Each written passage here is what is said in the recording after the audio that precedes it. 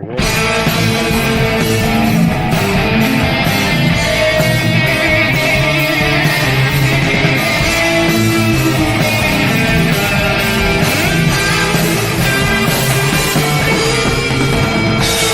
This is The Road Less Traveled with your hosts, Bryan Paul and Paul Arnold.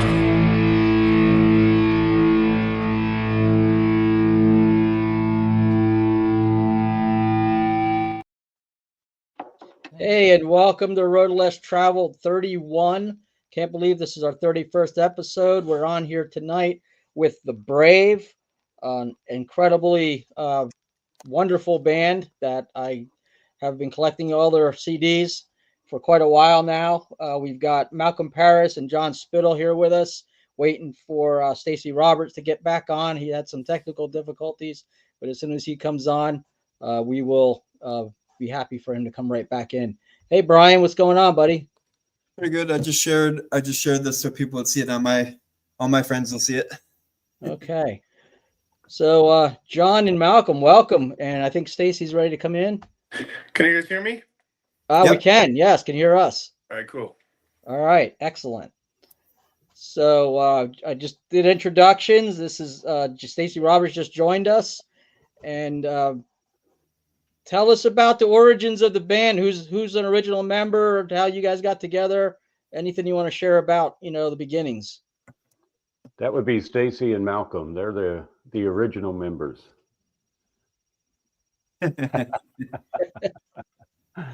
So whose brainchild was it? Was it a collaboration between the both of you, or did one of you have a dream and the other joined? How'd that come about? Well, Malcolm was a Christian when I met him, but I was a little bit later to the game. When we came to California from Texas, I had been wrestling with I had a lot of talent, but I knew I didn't really want to.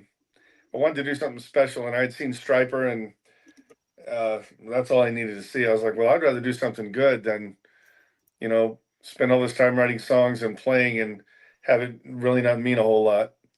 So Malcolm and I were talking one day, and I said, man, we were the hugest Def Leppard and Journey fans in the world, but we just didn't want that. We wanted something that was going to last. So yeah, I think it was both me and Malcolm at the same time. We just decided we wanted to do Christian rock music, and there was nothing that was going to stop us. So, and I think, if I'm not mistaken, this is your first album? Yeah. Okay. Quite a bit of difference in how we all look today. A little bit. Back then. Yeah. I still look pretty cool, though. What's that? I thought I still look pretty cool, though. I'm kidding. So this album here, I think this was the second Brave album I picked up, and I loved it just as much as the first one I'd listened to. So talk about the songwriting on this one, how you guys have evolved from that to this, because this is very different, but equally wonderful, equally awesome. So how did we get from here to here? Many years. Sorry guys, I'm trying to get I have no sound through my system, so I'm having to go through my phone. And I have pneumonia, so I'm trying to get enough air to talk here. You sound wonderful. I can take over. And you look great. Really, for me, there's no difference in the way that sounded, other than gear. Really, I mean, Johnny Dino had a real studio that we went into, and at the time, that's what a real studio was. But these days, it's not. These days, Malcolm, John, and I, we all three have really nice studios in our houses. But you don't have to spend $300,000 to get a TAC 2-inch tape and stuff like that. So we've all got the gear to from a sonic perspective to do the things the way we want. I think the reason to me it sounds still the same is I still write the same kind of songs, and I still play with the same kind of guys. I mean, I've been playing with these two forever. So The only thing I would say that's changed is our album covers have gotten way better. That is a very awesome cover. I'm going to show that again. Thank you. And real quick, where can we get these? And we'll probably do at the end of the show as well. If somebody wants to buy your music, where can they go? Bravemusic.com. So that's our website, thebravemusic.com. You can get anything that we have there. We don't have battle cries, so if you're looking for battle cries, the best of luck to you. And we don't have trust either. Those belong to Pachyderm, and we don't know, we don't know who has the rights to that anymore. But anything from Evie's Little Garden on, I have boxes right behind me that some of them are full. We sell a ton of Evie's Little Garden, and I know you do. so we run out of that all the time. The same is true with the other two albums, but we ship them all from here. So to me, the only thing that's changed, I mean, our heart's still the same, the message is still the same. I think we sound a little bit more like we did before we got a record deal, because Johnny Dino did rein in our sound quite a bit. But I think I'm having more fun with these two in the last three albums than I think I've ever had musically. I mean, it's been a lot of fun just building these songs with these two guys and seeing what they become. And we all feed off each other. The three of us feed off each other. So there's no record producer telling us what something has to be so that someone somewhere is going to be happy. There's just, and I'm not saying that that's how Johnny Dino were. They were really fun to work with. They were a blast, but they had a certain thing that they wanted, and they put their imprint on every band they worked with, and we were proud to be a part of it. But I learned, as a producer myself, I learned why they did the things they did, and I apply a lot of that now. So there's nothing negative that I would put between the first two albums, with Johnny Dino, and then the last three with us. They kind of gave me the blueprint, and I kind of ran with it, and I'm still running with it. I think all three of us are. Well, there's something to be said for the creativity part, because I'm from We Are Resolute. We have Dale Thompson as our singer. And Yeah, we're just love Dale. Yep, same here. Really cool guy to work with. Awesome, very encouraging too. But that from the standpoint with Rock's Records, for us, I was like to my drummer, I go, John, this is really cool because it's a distribution contract, and he doesn't put his nose into anything we do. And it's freeing, isn't it? Just to be able to be creative and do what you want to do. I think so. I mean, that's when we all became musicians. Yep. I mean, I know a ton of guitar players, but I play like I do. I've never tried to sound like anybody else, and I don't. Exactly. When I'm playing with somebody, I want them to be themselves. It's music's just like a regular language.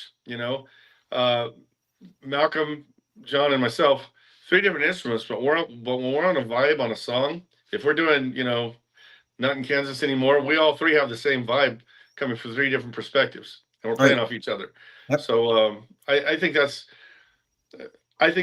why Dale can bounce around from different projects, is because he's so good at hearing something and putting this is what I do. I'm Dale Thompson. This is what I do, but I can do it with a lot of different hats, Yep. And he's amazing. Whatever that guy does, man, he's so amazing. It's insane.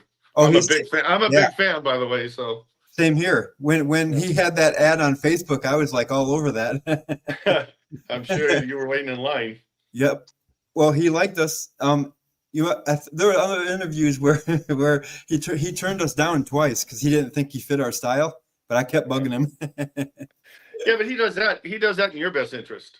Right. He wants to make sure that he's not imposing on somebody he's going to work with. He does that because he's just a cool guy. I mean, no, I know, but what he said in an interview? He goes, "That's the bad Dale. He's in a box somewhere." Because he realized how much it was fun for him to do our style. Because it's really, we are kind of like Bride a little bit, the older stuff, like Kinetic Faith and Snakes. Totally. Yeah. Yep. So Malcolm, how long have you been playing bass? Let's see. I think I picked it up around 16 years old, so 40, a long time, over 40 years. I like your math. Yeah, what happened was Stacy and I were in a band and we were doing like a mix of our own songs and top 40 rock, and it was interesting because I was a drummer, and we had Oh, another guy who was also a drummer, so we were doing like the 38 special double drummer thing. Uh, One drummer on this side of the oh wow. stage, and me on this side. Um, and what happened was the bass player, one night we were playing like a arcade, and I don't know, he was just bored to death, I guess. So he decided to lay on the floor and play bass on the floor. And we were like, dude. And so he just basically said, I don't want to do this anymore. So he left. And when it came time to trying to find a bass player, I had already played a little bit of guitar and piano. Um, so I was like, well, I play bass, so how can it be, you know? So, so I, Or strings. I sat in, me and Sexy got holed up in my bedroom or his bedroom, and he just taught me stuff. And I just took off from there. I started listening to a lot of Journey, things that I already listening to, but listening to the best part, Journey, Loverboy, Styx, things like that. Started picking up the best parts. I had a really good ear for just picking stuff out. So I just took off from there. And it's funny because when you start learning an instrument, you just want to soak it all up, and play every day. And I think that's what happened. I just really just soaked it up, played as much as I can, and I improved really quickly. Um, and so I think that's when it became my love. Even though I played other instruments, the bass was like, yeah, this is my thing. So Because you started focusing on it more. yeah, That's cool. One of the things I remember though is Malcolm makes it sound like that was really a process, but I mean he picked up a bass and 5 minutes later was the bass player. I mean, it wasn't he didn't have yeah, to work at it. no, It was something that's real no, natural to him. nothing like that. It took a while, but I mean, I would say uh, in a year's time, I was pretty much holding my own. In a week's In time, the he was band and holding his stuff. own. So, yeah. That's I was there, man. It didn't take long at all. We just never looked back. Yeah, it's funny when Stacy was getting really good at guitar. He was doing a lot of back in those days. He had like I think they were called star licks. They're like cassette tapes, Yeah, and they have like a Randy Rhoads solo. They play it fast, play it really slow, and you have like the tabs printed out for you, and you can learn things. yeah, So he was really into Randy Rhoads at the time. Okay. yes. From Ozzy Osbourne, and he would he would learn like I don't know, some lick from Diary of a Madman, and I would be asleep because we had to get up and go to school the next day, and I'd hear this knocking on my bedroom window, bah, bah, bah, bah. And I wake up and Presley's like big spaces in my window, and and so I'm like, Dad, what's up? He goes, dude, I gotta show you this. Can I come in? So they played me this Randy Rhoads lick that he learned. Awesome. Can I go to bed now? No, That happens no, a but lot. that's how I were, man. We just ate, slept, and breathed, music when we were in high school. People thought we were so weird, because we kind of stuck to our own self. We could go, like a lot of kids, they would get in their cars and cruise the drag. Me and Ceci would walk around town, I don't, and people would come up to us and go, do you guys need a ride? Oh, no, no, no, we're walking. Why? They didn't get us, so. But man, it paid off though, because as much as we played, in our infancy, it really paid off. Yeah. Well, we were students of music. I mean, when we did. He makes it sound like we never drove around, but that's not true. But I was from California, so when I met Malcolm, I said, "Hey man, let's go pull a California." He goes, "What's that?" And I go, "Walk." So we'd go walking around the neighborhood at night. And once he got a car, we were in the car all the time. But the reason we were in the car was listening to whatever came out that week. If it was Def Leppard or Heavy Pettin or Dawkins, Motley Crue, whatever came out, we had this little record store in town, and we'd go buy even if we hadn't heard of the album, if it was new, we bought it just to listen to it, and we would study every lick, every note, and even at 15, 16 years old, my mind, I don't listen to music like most people do. I listen to every single instrument, every lick. Even now, it's a bad.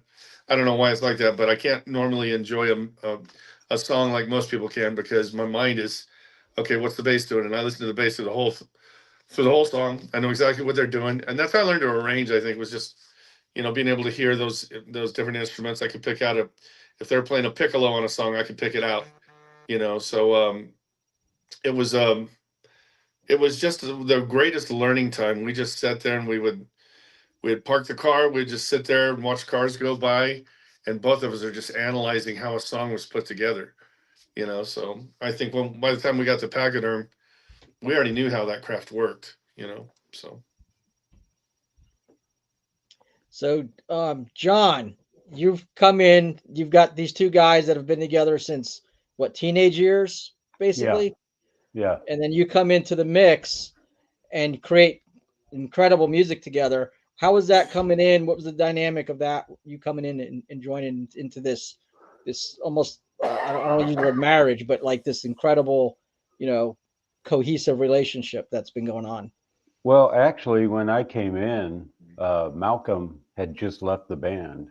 Nothing bad, just he was he was getting married. Is that right, Malcolm? Or moving on with his life, trying to do something different. But he was still playing bass, and I actually subbed in for a drummer in a band he was in, and that's where I first met Malcolm. And then Malcolm said, "Hey, you'd be great for my friend's band here, a band I used to be in called The Brave." So he introduced me to the guys, and I started playing with The Brave. So it wasn't until Evie's Little Garden that Malcolm and I started playing together again. So, but he introduced me around the Trust era. When they were doing the Trust thing, that's when I came in, and Yeah. and then I did that until I moved to Nashville, and we kind of all went our separate ways at that point. And then Stacy was starting to put together new music again, Sorry, guys. and we started doing Evie's Little Garden. That's when Malcolm came back in, but we've all kind of kept in touch over the years, Yeah. So that was a different time. That was when Fred and Randy, Stacy's brother, was still alive. He was singing. He moved from drums to vocals, and that's when I came in at that point. So. And I don't think you've ever seen two people become such tight friends like John and Randy did, though. I mean, they were buddies from the word go, man. All the way up until the end when Randy passed away, they were always friends. They got along like two peas in a pod. It's kind of annoying because I was still alone. I miss that dude, man. Yeah, we all do. Yep. Yeah. So, John, you're in Nashville. You're not too far from me. You're about a couple hours, 2.5 hours away from me. In Knoxville. Where you at? I'm in Knoxville. Okay. Yeah. Okay, great. So, you also are playing with some others, besides the Brave. You want to talk about that for a second? Sure. My day gig, I guess, for 16, 17 years now has been playing drums for Trace Atkins. And that's, I tour and record with him. And then I got my drum studio at home, and I get hired by producers to do drum tracks for other people as well. So I stay pretty busy with all that. But the Brave is kind of my outlet. We get to create and have some fun, kind of bring me back to the day kind of thing. It was fun. He's kind of like the mafia. He gets paid to beat on things all day. Yeah, I've been fortunate. I do about 120, 130 songs a year out of my little drum studio here. Wow. So, and He's then also got a really cool podcast with a friend of all of ours who works on our albums as well as Jerry McNeely. They've got a really cool cigar podcast that they do. If you guys want to check it out, it's on YouTube. So I'm sure John can tell you where it's at. Yeah, it's- share about that a little bit because I noticed that you had that, and just in case you wanted Oh to man. fire up. You ready? Yeah. So Share. so through this process, I got to rekindle a friendship with J.R. McNeely. He lives literally 10 minutes from me, and we go to the same cigar shop here in Spring Hill, Tennessee. And so we just decided, man, we want to do a podcast, but I wouldn't want to do one by myself, and he didn't want to do one by himself. So we thought, man, let's do it where we could do music, cigars, that whole kind of thing. So it's called Music and Cigars with John and JR. It's on YouTube. We got a Facebook page, all that stuff. And we interview songwriters. There's a bunch of talented guys that come in and out of this area. So we interview them. We do music. We actually recorded Black Dog by Led Zeppelin in the cigar shop. It's awesome. After hours. And we did Have a Cigar by Pink Floyd. We did that in the cigar shop as well. So it's just a fun outlet for us. You know, we have a good time, meet people, interview people. It's fun. And we've all been to that cigar shop and had cigars together last time we were together, by the way. Well, Yeah, that's when they came out, we all hung out there. It was really cool.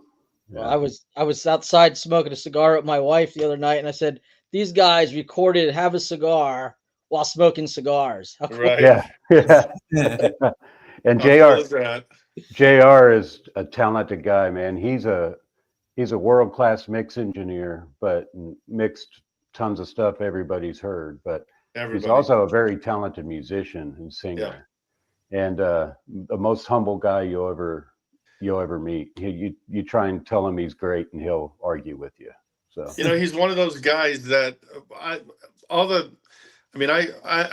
think I'm an accomplished guitar player, but I had to work really hard to get there. When I was first learning guitar, I took there was no tablature. I remember when the first tablature came out, and I've met a couple guys like JR in my life that looks like they just sat down, picked up a guitar, and knew how to do it without even having to know what key they were in. He's just one of those guys that very, very natural, great feel. You'll hear him talk about David Gilmour, then you'll hear him play David Gilmour and go, "What's so big about David Gilmour? You do it. You're sitting in a cigar shop right here doing it, yeah, it makes me want He's to an beat him up. amazing musician. Very, very, very good. All the guys that he loves Elliot Easton from the Cars, and I'm like, I want to choke you right now. So he can do all that stuff without even trying. It's Talented guy. but it's refreshing to see a guy with that kind of talent and that level of skill. But he's so laid back. He could care less. Yeah. I mean, he loves doing it. I think the older I've got, I'm kind of like that. Most people that know me don't even know that I play guitar because I don't talk about it. I just come home and play guitar. But this guy is he's a wealth of talent. I mean, he's such an integral part of us that it's amazing that we don't just call ourselves a 4-piece, So he plays on. I mean, if he's into that, So does he play in the studio with you guys? Does he contribute? No, all he does is mix our stuff. I mean, Okay. Stacy, when it's all done, our process is Stacy gets the basic idea of the song down, sends it to me. I put drums on it, and then sends it to Malcolm. Malcolm puts bass on it, and then we send all the files to JR, and he mixes them and puts it all but together. he does kind of wear a co-producer's hat.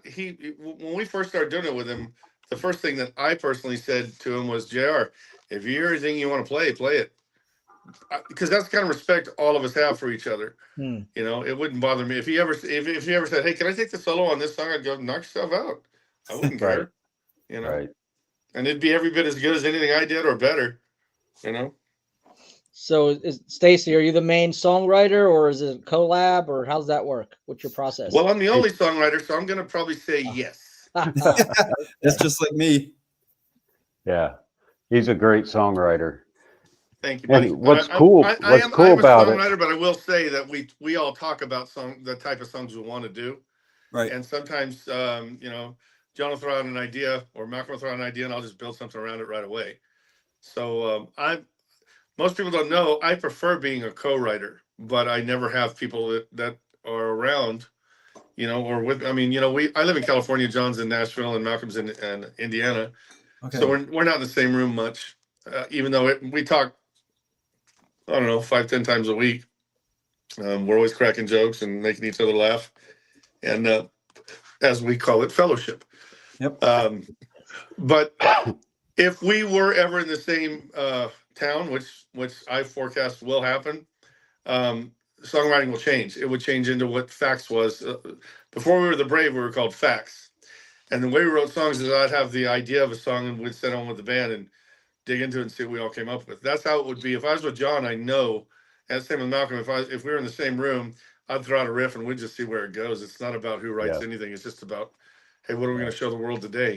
It's what Well, we're going to share with people. one cool thing, the song Undertaker, that's on Gravedigger. He told me, man, if you hear of anything that's a style you want, that you want me to write, just say what it is. So I said, Dogman by King's X. I'm a huge King's X fan. Same here. So next thing I know, he goes, gotcha.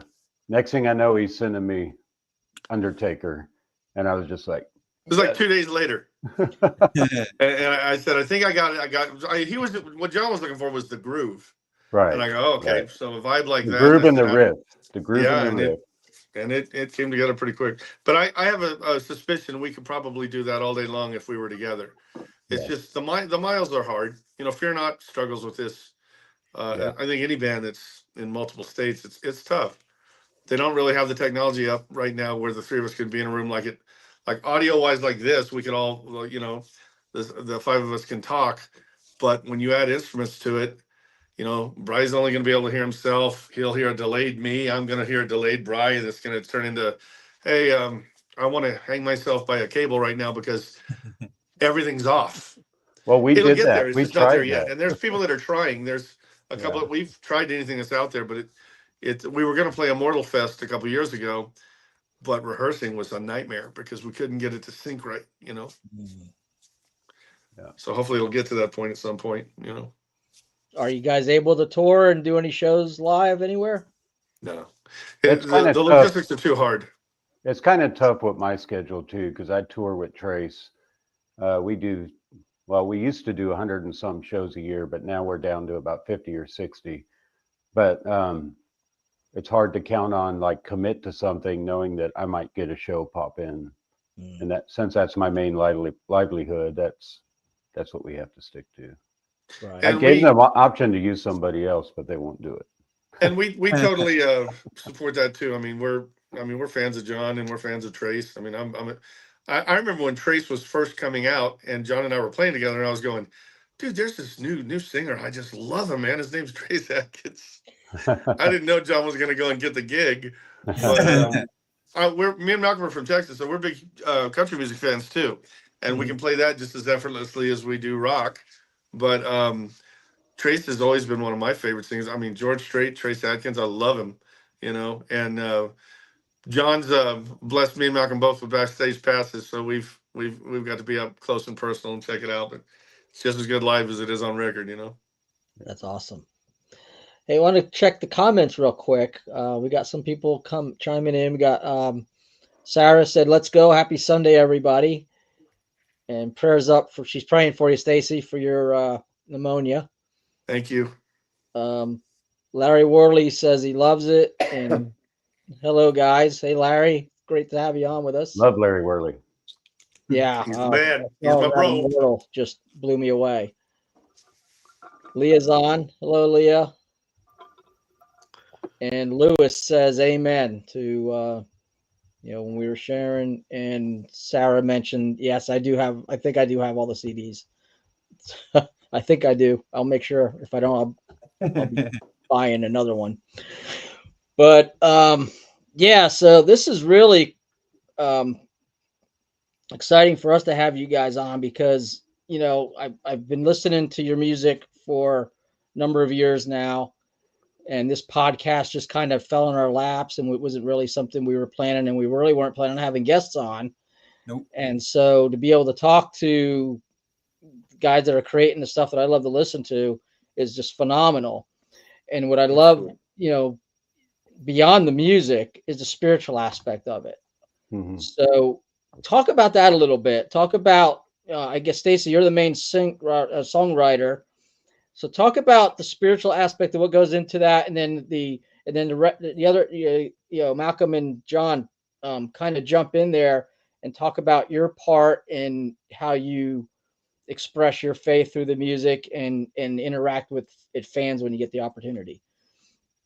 Well, the first thing I tell you is every one of those. I mean, we've been kind of blessed in the fact that our songs come relatively quick, but they come quick because if you're listening to what God's trying to share with you, uh, I think Worley goes through this too. Is when it's there, it's there. If you Yes. sit down, and Larry and I have talked, and I tell him that I feel like if I don't sit down and just open myself up, almost like a conduit, whatever song that was going to hit me is going to go down the street to the next guy who's tuning into God, and he's going to get it. So whenever I sit down to write, there's no I'm going to come up with a song. If it's either there or it's not, but more often than not, when I sit down, it happens really fast. And these song titles and the things that they're about, I never sit down with an idea of what it's going to be about. Case in point was what John was talking about with Undertaker. We were looking for a riff, and he gave me a style. I sat down and I listened to Dogman for about 30 seconds, and I go, yeah, I know where we're going with this, and I just started playing. And the first thing that came out was exactly what you're gonna be playing on Undertaker. So I started singing. I immediately had this idea about this caretaker or this Undertaker that wonders what happens to the bodies while he's working on them, and every one of the bodies he gets, he's praying that they made it to heaven. He says it says in the lyric that I hope that this person's now in paradise, and it takes a couple of different scenarios of types of people come from all walks of life, but we all end up in the same place, man. We all end up in the same place, and hopefully everyone had a chance to come to terms with their God in their lifespan, which was predetermined from the word go. So these songs, as they come, they're a little bit magical in that they're going to be songs like Rise Again. Rise Again's a song from years ago, but I kind of had to bring it back up. I remember the original idea of a Roman soldier, looking up at this guy. Who's this guy who says he died for me? Who's this man who says he bore my sins? Soldier looking up at Christ on the cross going, what did this guy do wrong? But he was a Roman soldier.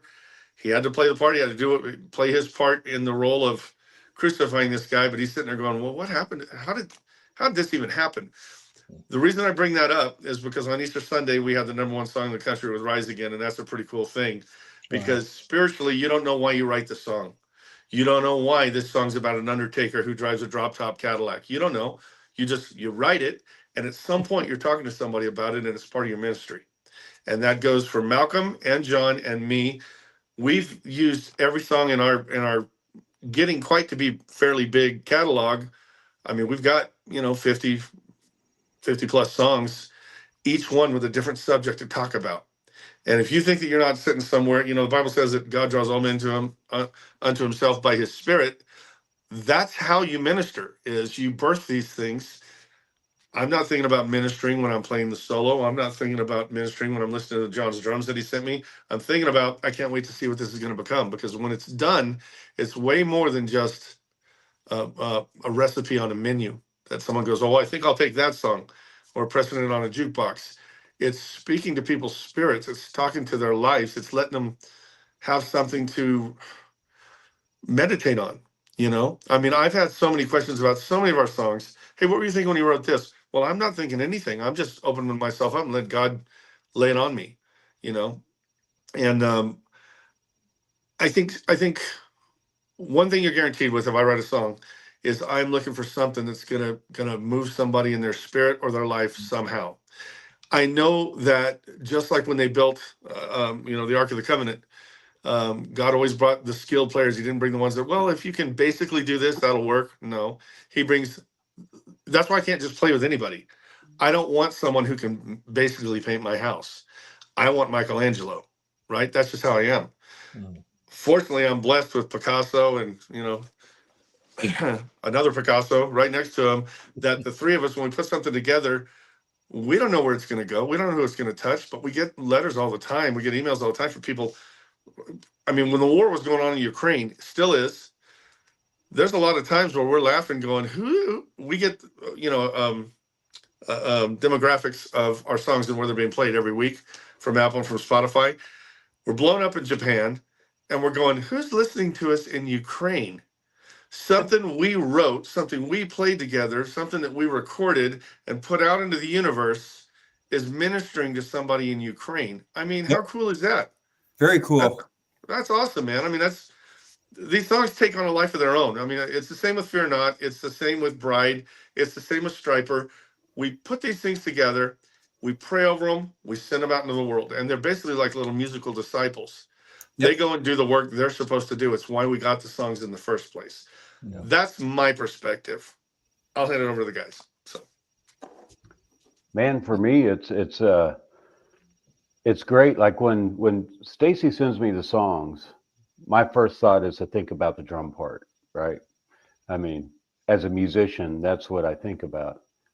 But as I'm listening to the song, the words are hitting me, and the message is hitting me. But it really isn't until, for me, until after we get it back from JR that I hear the whole thing put together.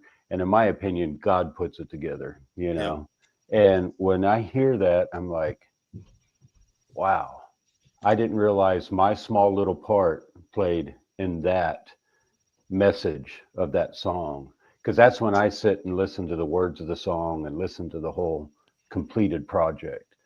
And it's amazing. It's opened up doors for me, like I've become a part of at the cigar shop I mentioned. On Tuesday mornings we have a Bible study called Three Taverns, and we get together at 7 in the morning on Tuesday mornings and have a Bible study and have a cigar, and sometimes some of the guys will, a couple of the guys have brought up some of the Brave songs, and it blows me away, how just doing this has affected other areas of my life, yeah.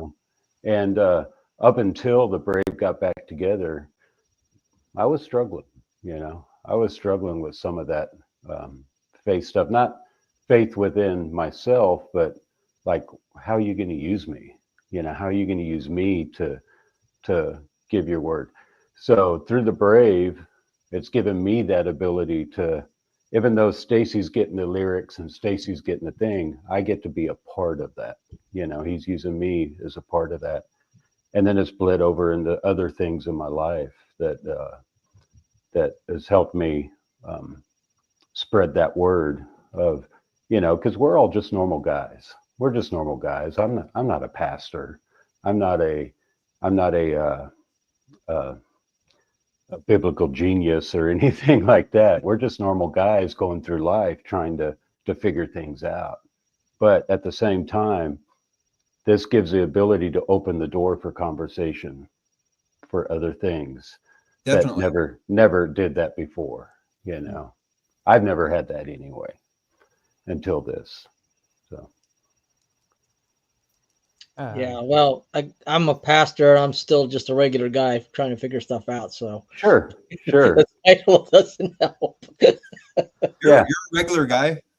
I Yeah, like I'm a my regular cigars. We like cigars. We like normal things, but Yeah, exactly. like my Tuesday morning thing, we have cigars, and we have a Bible study. We have guys sharing stories about their life and struggles, and we all rally around and pray for them and do those things. And We're when we just were at that cigar rock and shop, rollers loving it life. was bizarre because you walk in and you feel like a part of something like in 10 seconds. Like everybody knows you. I mean, I was Right. wet off the plane from California, and we sat down. You would have thought I showed up there every day that John did, because everybody's Yeah. just so laid back and just personable. You Well, never the know where name you're of going the to find these little blessings. right, and the name of the cigar shop is The Mission, Yeah. So, and that was based off of a mission they did for an orphanage in Mexico, Wow. to help give kids a better life and all that stuff. And they had the opportunity to buy the cigar shop, and their purpose for the cigar shop, they set up all their chairs in circles so people could sit around and talk. And they openly preach the gospel and talk about that stuff right there. Totally. So it's just amazing how the Brave and that and other things in my life has opened that door that I've never had before, you know. So You're basically describing what the Bible talks about as we're all part of the body of Christ, Yeah. sure. and we Yeah. need each other. So, like the Brave without the drums, that'd be pretty lame. Right. Right. That'd be way And, lame. and I firmly believe God will find you where you are. Yep. Yeah. So if that means you're in a cigar shop, Mhm. you know, having a little bourbon, smoking a cigar, he's going to find you where you are. And there's no shame in that, you know, and the lack of better words, the Christian world could become very judgmental, you know. Oh yeah. But at the same time, man, God associated him with himself, with Jesus associated him with all the sinners, all the stuff. That's right. But so those doors, rock and roll, you know, all the Brave stuff reaches out to those people going through those things, you know. Definitely. So, and same with the cigars or whatever your ministry may be, Mhm. you know, go out and do it 100%. Don't hide, you know, shine that light, do it, you know. You know, and that's what really excites me, because there's going to be people that'll be in that cigar shop that might not go to a regular traditional church, or Mhm. or hear the gospel somewhere else, Right. and we are designed by God how we are. Yeah. We're not traditional. We're Right. doing things that are not church norms, Right. but God's using us to do cool things, to reach out to people in places that the gospel might not get to if everybody decided we're going to be a clone of the local church and Sure. all look alike and talk alike and dress alike. Right. And that would cut out a lot of people. So that hearing that you guys have a cigar ministry, just road It's trip fun, for man. me. I'm gonna be there one day because I'm not that far Yeah, away. come on down. Let's do So it.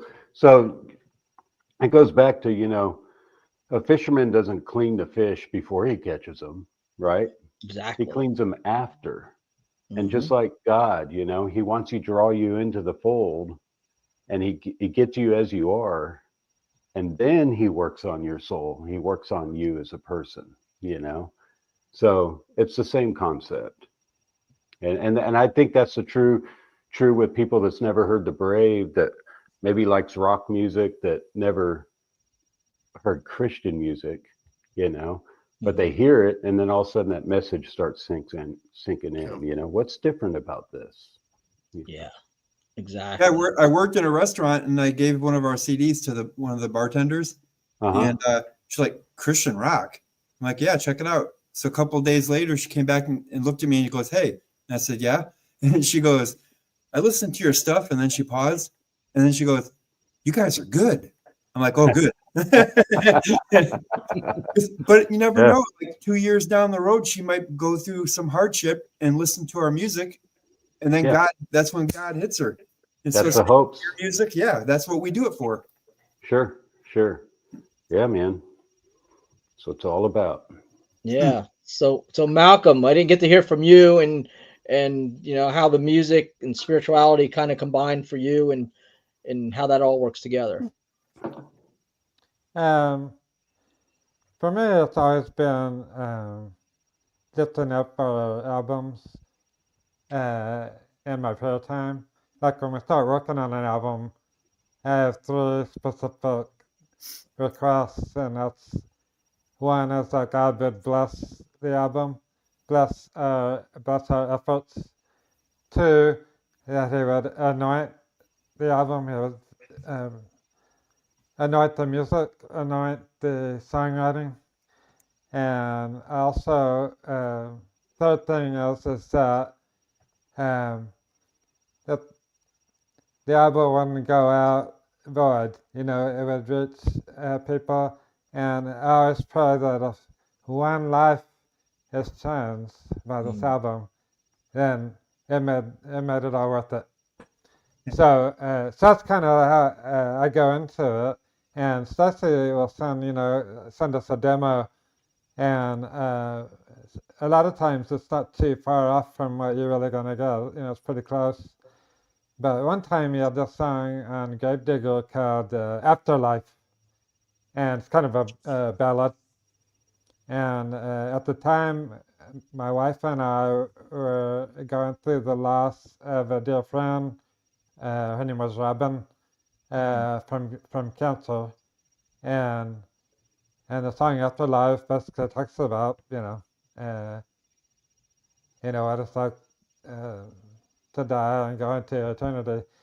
So when I first heard the demo, it just brought me to tears, and It's an amazing and song. it's just like when you're moved by a song, it's not even completed. It's just demo.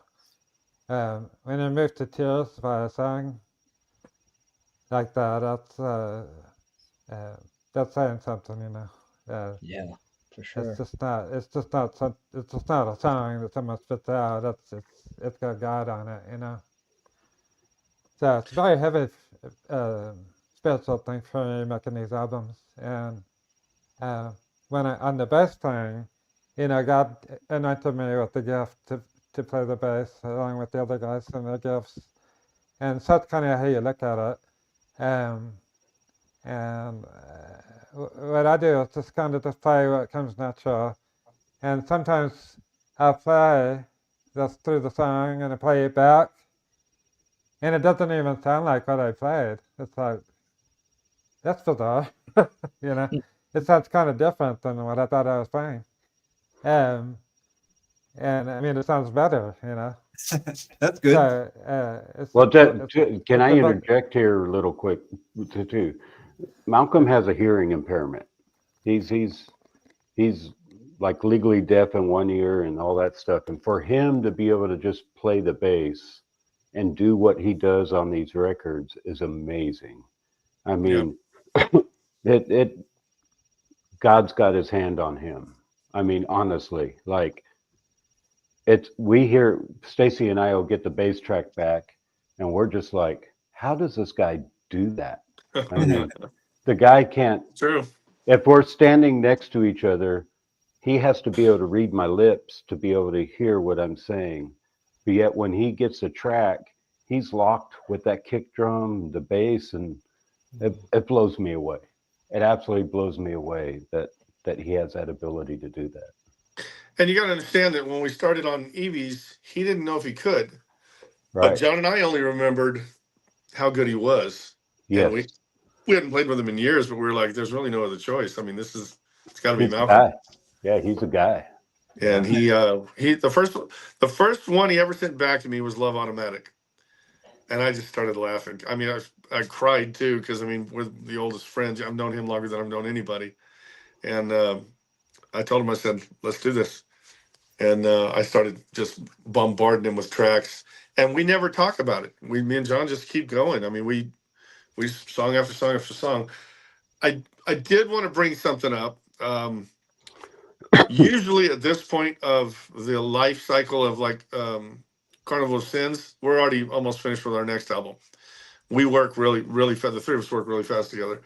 But I kind of had to take a year off because I'm working on another project right now. It's not a musical project. It's something else in my life that I'm working on that I have to get done this year.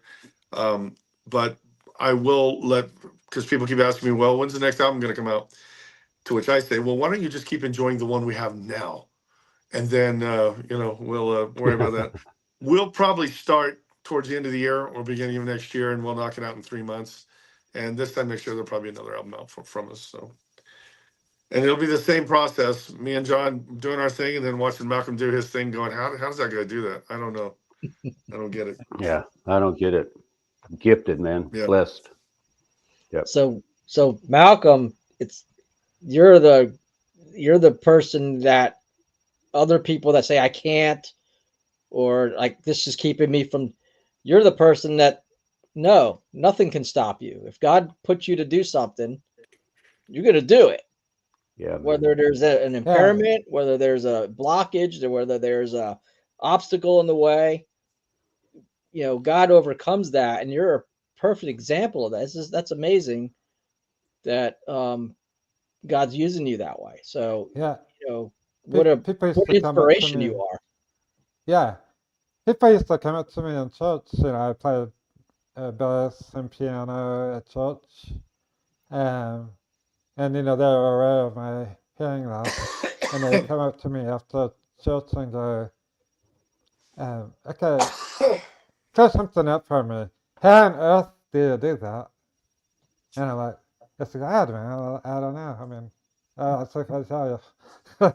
I mean, I used to, during the communion time, some of the piano players in church would take turns just, doing something on the piano.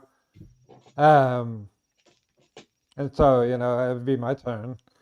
And what I would do is I didn't really have anything set in stone to play. I would just swing it, just play whatever was on my heart at the time, and just go with the flow. The pastor kind of looks at you, and it's time to cut it off. So and so that's what I used to do, and then people would come up afterwards and go, "My Lord, what song was that?" And I'm like, "I just made it up." I don't know. And they're like, "Okay, so you can't hear, but you kill on the bass. I mean, and then you get up there and you play beautiful songs like that on the piano, just on the fly. Come on, man, no, something's not right here." I'm like, I can't explain it. Well, one of the things Yeah. about growing up with Malcolm is we discovered all this together at the same time. I was a drummer. I didn't play guitar, but I picked up a guitar. Everybody's a Malcolm, drummer. yeah, Gotta yes, love I was a drummers. drummer. We all started as drummers. Malcolm was a drummer. John's the only one that stayed the chorus. But that's because out of the three of us, if you would have heard all three of us, you would have looked at John and go, "I think this is your drummer." But Malcolm was before his hearing started going bad. Now I know why his hearing went bad. It wasn't a curse. Wasn't anything. I used to go to his house, knock on the door. He couldn't hear me, so I just walk in and I'd go into his bedroom. He's got headphones on next to an 18-inch sub on one side and a Fender Twin on the other, blasting Iron Maiden on full blast, and he's asleep. So this is not something that happened to him. This is something that he parentally had just set up a perfect recipe for disaster. And then one day he goes, "Man, it's getting kind of hard to hear out of his ear." And I go, "Maybe take those headphones off and turn off the sub and just listen at speaking level, But I mean, it is what it is. But the one thing I want to tell you guys, and most people don't know this because I play piano on all of the Brave stuff. Malcolm was such a naturally, John, I don't know if you ever heard him, but man, what a piano player. Yeah. He never took a lesson in his life. Neither did I. We didn't take lessons on anything. We just sat down and learned how to play and we figured it out. But what an anointing. When Malcolm would sit and play piano, it was praise and worship. I mean, there was no other way I could explain it, but it was like having, Elton John sitting there soothing you after a bad day. It's like, how does this guy, it just channeled through him. I mean, I guess that's the only thing I can say. It was beautiful. Well, when I miss those days because he was so good at it, Yeah, when I mentioned that I subbed in for their drummer, and the first thing I noticed when I came in and played the Palomino Club way back in the day, but Malcolm, he had this long blonde hair, and mullet. he did not look like the typical country bass player, And I had this long hair down to my waist, and we showed up, and It man, looked like he Waylon laid Jennings and down Tom the Petty. groove. Yeah, and he laid down the groove, and man, I'm thankful that I got to play with him back when he had all his facilities, but I could say that now when we get these bass tracks back, I wouldn't know any different. Yeah, I wouldn't know any different. It's just amazing. So, Thank you, man. Yeah, I just want to say, Oh, go ahead. I'm sorry, Malcolm. Go ahead. I just wanted to say, when I first played baton, um, I mean, there was no rehearsal or anything before that. He just showed up at the club with his drums. And like he said, he had really long hair down to his back. And I was very particular about drummers, in a country band. You got someone who can really lock in and be tight, or else it's going to be not a very fun night. So John walks in with this long hair down to his back, and I'm thinking, oh great, we got a metal drummer playing with us tonight, that'll be fun. And I'm telling you what, man, I had chill bumps all night long because John was just blowing me away, man. I mean, it's like, all I said was just follow my facial cues and stuff, and we'll just wing it. And man, he was right there. And I knew at that moment it was love at first sight. Well, it's funny when John came in is because we had a couple drummers, in California, it was kind of easy. When we lost James, there were a ton of guys that lined up that wanted to sing for us, but wasn't John and Dino's decision. It was mine. They may have thought it was theirs, but I'm like, if I don't like the singer, he ain't singing for us, or I'll just walk away from the band. And even at the time, I was the guy that wrote all the songs. However, I mean, we had a great relationship with John and Dino. We trusted them and whatnot. I always knew Randy was the singer. I said it from the word go. For a year, I told him. And then we started going and doing all these gigs where we didn't have a drummer. Well, when they finally let Randy sing, it was after Michael Sweet had told him, Tony Palacios had told him, Jamie Rowe, everyone that heard Randy was like, what are you looking for a singer for? This guy's great. Well, we all sang. I was a singer too, but I wasn't going to get behind the glass with John Elefante. No way. Freddie sang. I mean, Malcolm sang. We all sang. So we were a vocal group. And I don't mean guys who could sing harmonies. We all could sing lead vocals if we wanted to, but James was the best. And that's why James was our singer. Yeah. But when he left, Randy's the guy we wanted. But when John came along, and I don't think we've ever talked about this, but the first album was very vanilla. It was very calculated. It was what it was supposed to be. It was a really good pop rock album. And I don't mean vanilla in a bad way. I just mean you knew what you were getting after the first two songs, right? We go out on the road, and when we come back, Jackal and Trickster had been replaced by Depression and Corduroy, and grunge had set in. So we didn't come back to the same musical world that we left when we went out on the road. Come back 3 months later, things had shifted, and we decided we wanted to go a little tougher. Since we had lost our singer, we weren't going to go for the Scorpions kind of Foreigner type thing we were doing.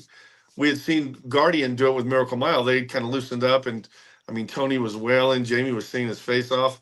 So we and I had lunch with Tony. I told him, I go, how do we do this, Tony? I want the band to kind of follow the direction you guys are going. We want we're a bluesy type band that's everywhere from Queensryche to Journey to Gary Moore, So we wanted that Lynch Mobby kind of thing going on before Lynch Mob had even come out. And so we changed our style, and a guy named Jamie Wallum comes in and plays drums on our second record. What that did for us was eliminate 90% of the people that wanted to be our drummer. Because if you were playing Battle Cries and you need to do straight four, no problem. We can find a lot of guys like that. But then Jamie Wallum set in, and he was a master. He was a total stud. He now plays for Tears for Fears. And so we didn't think we could just find any drummer, right? And then here comes John. Carbon copy. I mean, I don't even know how we found this guy. He comes and sits down, and I think one of the first songs we jammed on was Rage of the Age. So it's like a little bit of odd time signatures, which I always love that kind of stuff. But John there was no discussing it. He just sat down and played whatever was on Trust. He just nailed. And it was like, how did we get this lucky? But it wasn't lucky. It was divine intervention. I mean, we knew, I had a couple singers leave at different times, and I would hear these things of, well, what are you going to do without that singer? I go, it's not about the singer. God will replace the singer. That's who rose you up in the first place. You just weren't smart enough to take the call, so that's fine. God bless you. Go do whatever you're going to do, but God will replace you. And he replaced James with Randy. Didn't replace James by any stretch. He just brought the right guy for the ministry at the time. James was his own guy, and he was a phenomenal singer, and I still loved John. We talked to James about 7 or 8 months ago, and we talked about this song, Just a Man. He said it's, that's a song I wrote, and he had told me, he goes, I just want you to know it's one of the best songs I've ever sang on. And I told him, and I just want you to know you're the only man that could have sang on it, because I mean, it was so anointed what he's saying. And in that same anointing, when John walked in and played Rage of the Age, we went through and we played Tomorrow and we played The River. Me and Randy just looking at each other going, what do we have here? Right. I mean, it was all the bases were covered. And I mean, what a blessing. We're still playing together. It's awesome.